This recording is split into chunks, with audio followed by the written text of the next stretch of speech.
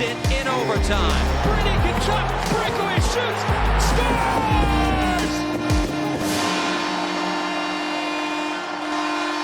Welcome to SENS Talk. My name is Brandon and I am your host. Tonight, Ottawa took on the Carolina Hurricanes in a massive game. Going into this one, Ottawa finds himself 6 points out of the final wildcard spot. Now, the first team in the wildcard position would be the New York Islanders. Ottawa does have a few games in hand on them. I think they're like 8 or 9 points out of the first wildcard spot. But like I just said, a few games in hand. So a game like this one tonight is a game that, look, they're not expected to win. Carolina is one of the best teams in the National Hockey League, but Ottawa going to this one had a few days off, so you would expect, especially with playoff odds on the line, Ottawa would come out with a hell of an effort. We'll talk about it later. They played well somewhat, but disappointing to say the least with how this one turned out. But once again, a big game tonight for Ottawa, but more importantly, tomorrow against the Canadiens, it's a must-win, and then Monday and Tuesday against Detroit, both of those games back-to-back at home. Gotta win these next 3 games, especially after tonight's loss. Because even if they lose tonight, okay, look, the Carolina Hurricanes are one of the best teams in the National Hockey League. It's expected you're not going to win against a team like this, but tomorrow against the Canadiens, have to beat them if you really want to be serious about being in the playoff conversation. And then Detroit, a team that's currently in the second wildcard spot, I believe. That is a team you have to beat twice in regulation. So the next 3 games after this loss, we have to win the next 3. Otherwise, playoffs are really, really in doubt. And to all the people down in the comment section that are probably going to be saying, Brandon, it's a fallacy to think playoffs anyways. Look, Ottawa has fought back to put themselves in the conversation. I totally believe that if they can win the next 3 games here, they have a very good shot at the playoffs, but they have to do so. Now, I kind of spoiled the game, but we'll talk about it anyways. So Ottawa takes on the Canes. Cam Talbot returns to the lineup as he starts in net. And in the first period of play, right away, this is really interesting. 4 minutes in, the Carolina Hurricanes strike first to make it 1-0. But Seth Jarvis, he slides into Cam Talbot. Talbot cannot recover because guess what? There's a player interfering with him inside the net, and Brent Burns opens the scoring. I cannot believe this goal counted and was not called back. I don't care about who shoved Seth Jarvis into the net. By the way, watch the replay of this goal. DeBrincat didn't even shove Jarvis. They both kind of just nudged with one another, and Jarvis fell.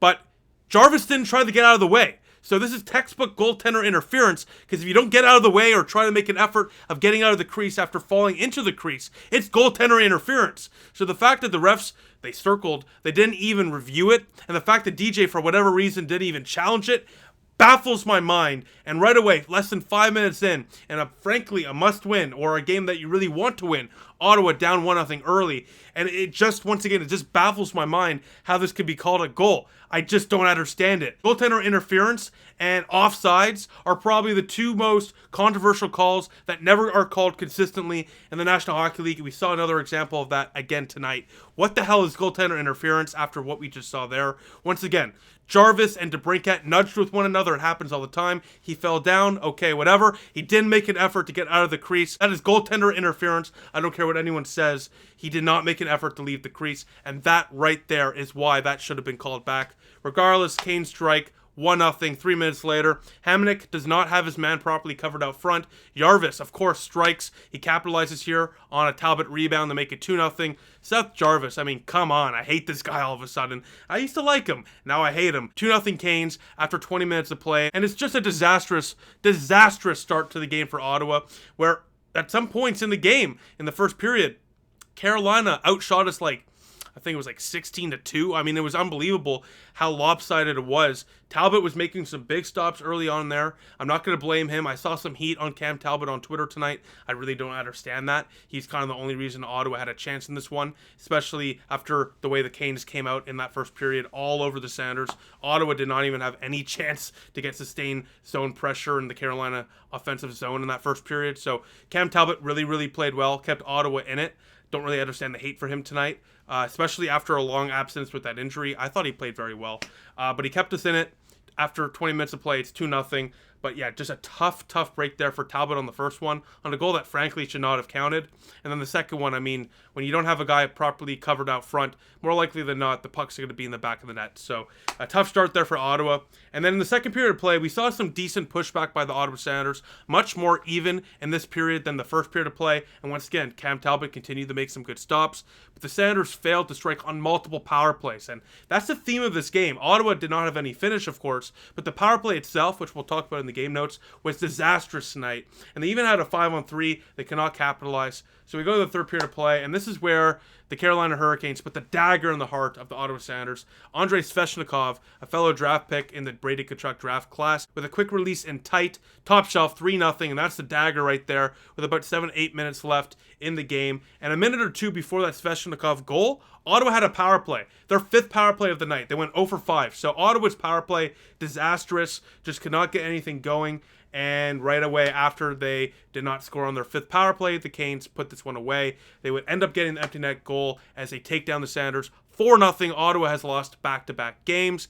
And once again, like I mentioned at the beginning of this video, that game tomorrow against the Montreal Canadiens, it's a must-win. The Canadiens are in the basement. You have to beat a team like the Montreal Canadiens if you're serious about being a playoff team, or at least in the playoff conversation. So some game notes, like I mentioned. Senators started off really shaky. They were getting outshot by double digits. But the last 2 periods, frankly, they played much better and much harder. And even at points, better than Carolina. They even hit the post a few times, but they just cannot finish. Like I mentioned, they went 0 for 5 on the power play tonight. They squandered a 5-on-3. You can't beat the elite teams with no finish like this. You're just not going to beat the elite teams without scoring and taking advantage of these power play opportunities. I mean, Carolina, yeah, look, they have one of the best penalty kills in the National Hockey League. No one's doubting that. But guess what? Ottawa has one of the best power plays in the National Hockey League. Second best on the road, in fact. So, once again, this is a game where Ottawa had to win. They had a few days off. You know, there's no excuse for the flat effort. And once again, the second and third period, they look much better. But it's how you start the game that really sets the pace of the rest of the game. And Ottawa just never recovered after a tough start there. And NT Renta, he made a couple of big stops, I guess, but really was never tested either. So even on the power play, Ottawa really didn't get any close chances, except for, of course, hitting the post a couple of times. So no finish tonight. Going 0 for 5 against an elite team will always result, or more likely than not, will result in a loss, and it did tonight for Ottawa.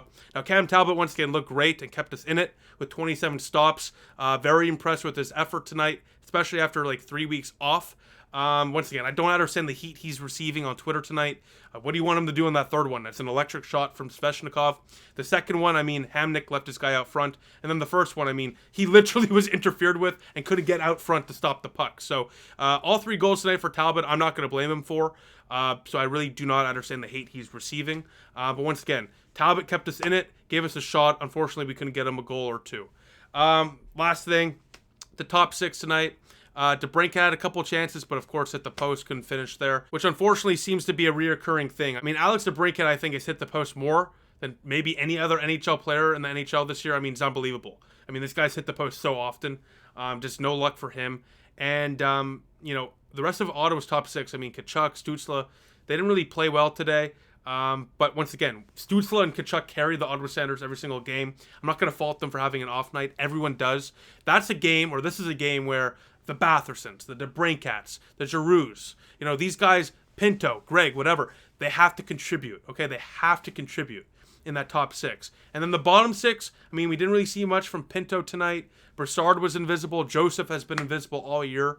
You know, the only guys I really liked in the bottom 6, or frankly the entire forward core, are Austin Watson, who's really throwing around the body today, trying to get some energy into that lineup for the Senators. And then Julien Gauthier as well had a breakaway chance, had a couple of nice hits using his body, drew a penalty as well. I really like his game.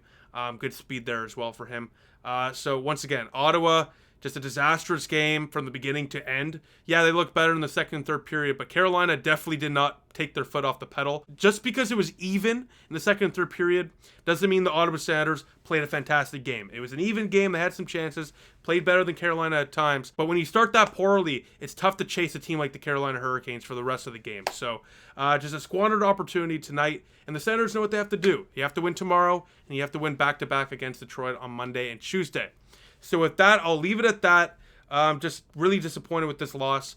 And once again, I don't understand how that first goal is a goal. You know, it sucks that that's the game-winning goal. It's a joke, to be honest with you. But at the end of the day, 0 for 5 on the power play. You have to score in opportunities, and we didn't. So you can blame the refs all you want. I'm not going to. The Senators just did not have any finish today, and that's why they lost. So besides that, I'll see you tomorrow when Ottawa takes on Les Habitants, the Montreal Canadiens, at 7 o'clock Eastern Time in Montreal. So besides that, I'll see you in the next one.